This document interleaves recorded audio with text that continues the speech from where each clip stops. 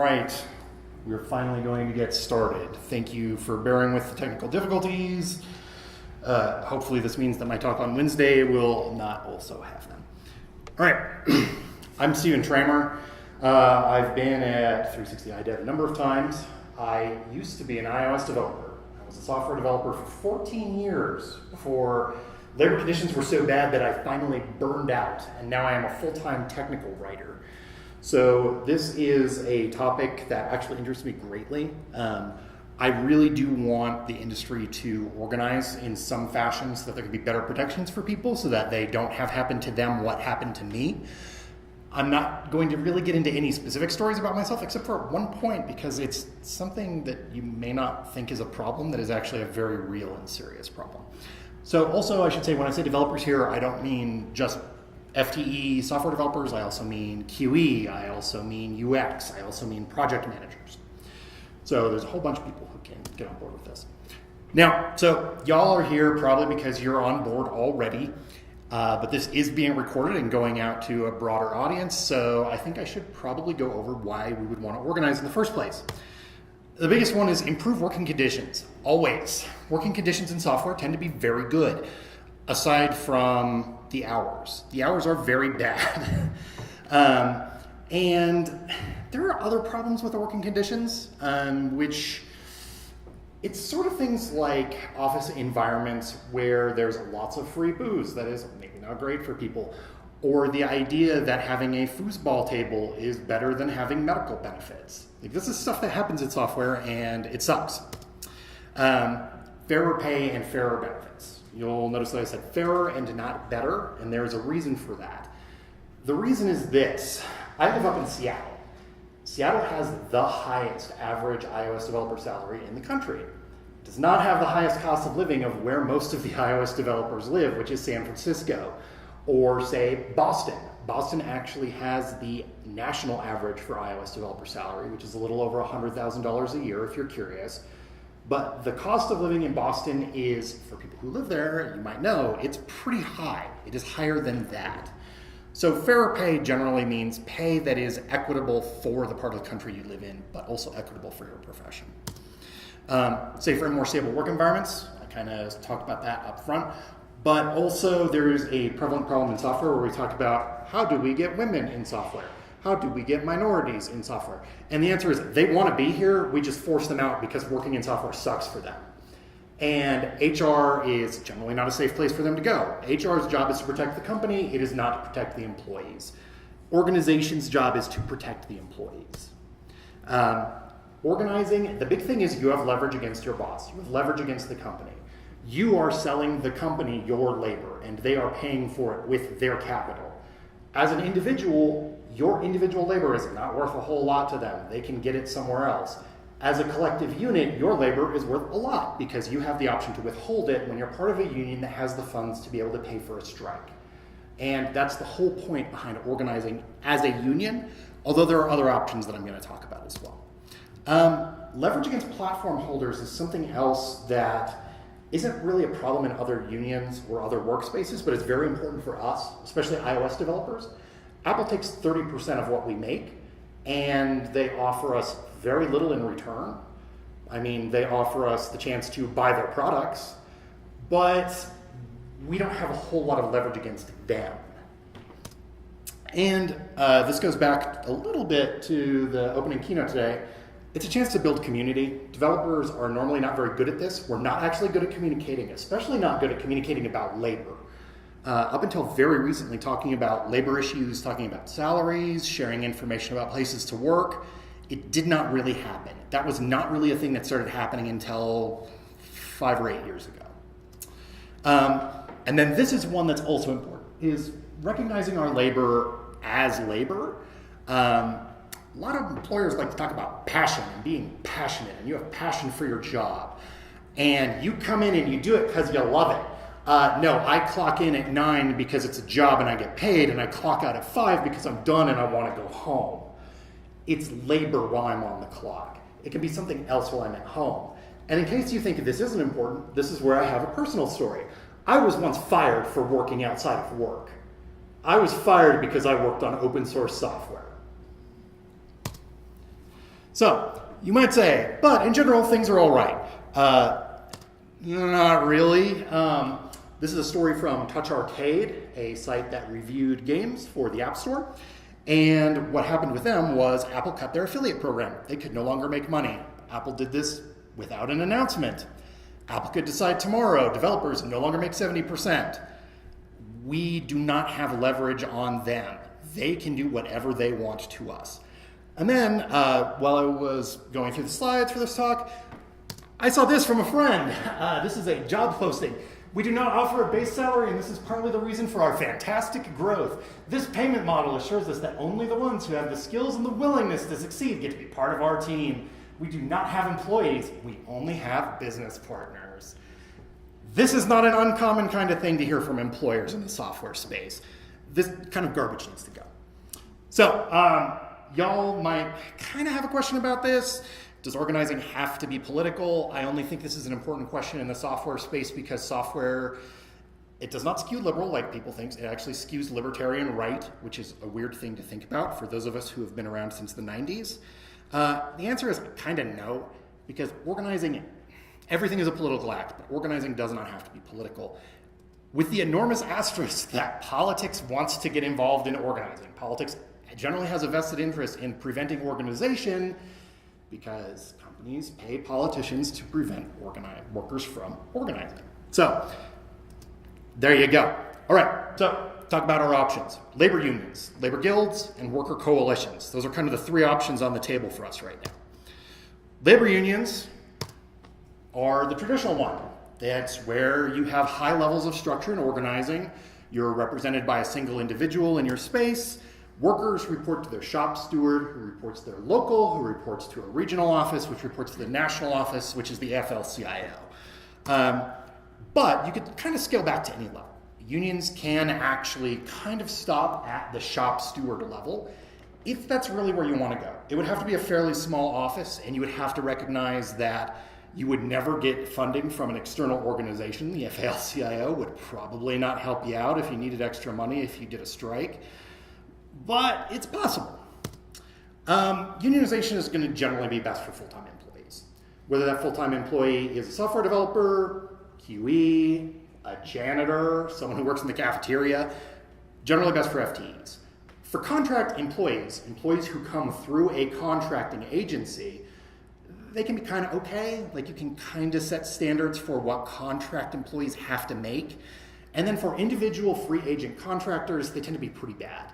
If you come in as an individual free agent contractor, it's going to be because the company doesn't want a union employee and they're really going to screw you. So unionization happens, and this is a very, very broad generalization, by a consensus vote. You announce in your office, we're going to have a union vote. You vote as workers. If you get more than a certain threshold, hooray, you have a union and you're unionized and the employer has to recognize your union. I mentioned the AFL-CIO. They are the largest organization, kind of the union of unions. They are here to help. If you are interested in organizing your office or helping others in your office organize, contact them. Now we're going to talk about the bad parts, because there are some. There's no guarantee your employer won't just be open shop anyway. Open shop means they can hire anyone, union or non-union. Open shop is actually in the United States mandated by what are called right-to-work laws, which are almost in every single state. Supreme Court decisions. There's recently one that came down that said if you are an employee in a union, you do not have to pay union dues, but can get the benefits of the union. Sounds good. Reason it's bad is the union needs that money so that if you strike, they can actually pay you. If they can't pay you and you strike, no one's going to strike. It's bad. It weakens the union's ability to function. And generally, union busting has been around in the United States since the very beginning. Still here. It's not going anywhere. Unions' days are probably numbered at this point. Public sentiment against them among people who are older than 45 is not awesome. But fortunately, there are still younger people like us. So let's talk about a guild system next. Guild system is probably what's going to end up working best for software developers, because when you think of guilds, Writers Guild of America, SAG-AFTRA, which is the Screen Actors Guild, or realtors are actually a guild. When you're a realtor, you go and you take a certification exam, and then you go and you sell houses. you're guaranteed as a realtor a minimum percentage of each sale or purchase. Great. And you might think from those examples that I just gave, guilds are really good for industries with lots of free agents or people who frequently change employers, which sounds a lot like software developers. We do this stuff all the time. Honestly, a union could help mitigate some of the employer change stuff, but we need to recognize that we have to work with the system that we're inside of right now, not the system that we would like to have someday. We want to get to that thing someday, but for now, work with what we got. The big thing about guilds is, like unions, they offer standardized pay, benefits, and working conditions. A guild essentially sets a minimum rate for certain types of work. You say, all right, I'm going to come in as a contractor and I'm going to do this full iOS app for you that's got 5 screens, it interacts with the settings, and it's got like an AR component, and it costs this much minimum. It's the guild mandated minimum for this software. Benefits, if you're an independent person, you get benefits through the guild. You don't get any benefits through an employer. And then working conditions are also normalized by a guild. Normally safety concerns and that kind of thing. So it might apply a little less with software. But they also offer mediation when contracts go bad. If you are an individual who does contracting as an individual, you're probably an LLC or an S Corp of some kind, so that you have limited liability in case something goes wrong in a contract. Guilds are there to prevent you from having to do that. But guilds don't really give you a lot of leverage over specific employers. They give you leverage as part of the guild to get a guild minimum when you go for a contract. And they do require industry-wide adoption. It doesn't really work if there are people outside of the guild who say, I'll do it for half the guild rate. They're the people who are going to get hired, regardless of whether or not they're good at their jobs. Companies want to pay less.